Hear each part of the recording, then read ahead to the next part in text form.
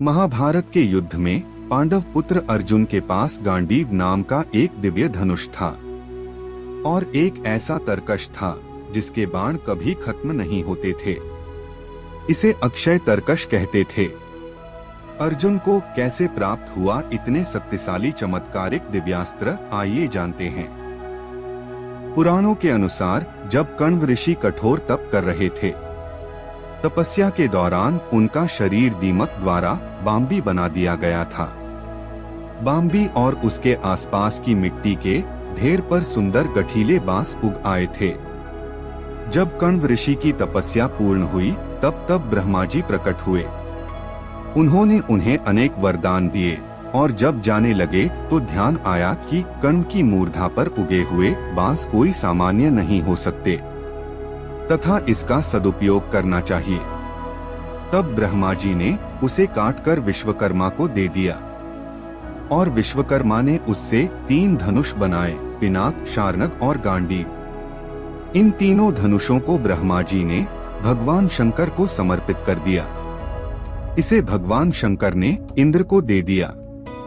इस तरह इंद्र के पास पिनाक धनुष, फिर परशुराम और फिर बाद में राजा जनक के पास पहुंच गया। जनक की सभा में इसे श्री राम ने तोड़ दिया था।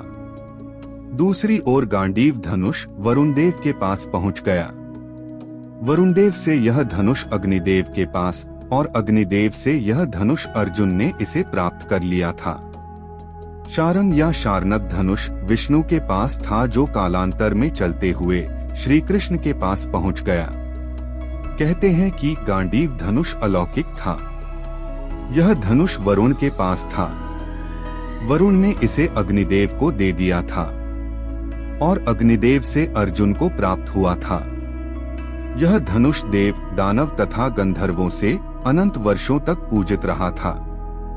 वह किसी शस्त्र से नष्ट नहीं हो सकता था तथा अन्य लाख धनुषों का सामना कर सकता था।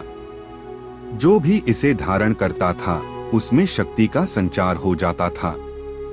अर्जुन के अक्षय तरकश के बाण कभी समाप्त नहीं होते थे। गति को तीव्रता प्रदान करने के लिए जो रथ अर्जुन को मिला उसमें अलौकिक घोड़े जुते हुए थे, जिसके शिखर के अग्रभाग पर हनुमान जी बैठे थे और शिखर पर कपिध्वज लहराता था। इसी के साथ उस रथ में अन्य जानवर विद्यमान थे जो भयानक गर्जना करते थे। इसी प्रकार से अर्जुन को प्राप्त हुआ था गांडीव धनुष और अक्षय तरकश। ये थे महाभारत के शक्तिशाली चमत्कारिक गांडीव धनुष की कथा। इसी प्रकार के जानकारी प्राप्त करने के लिए वीडियो को लाइक और चैनल को सब्सक्राइब करें। धन्यवाद।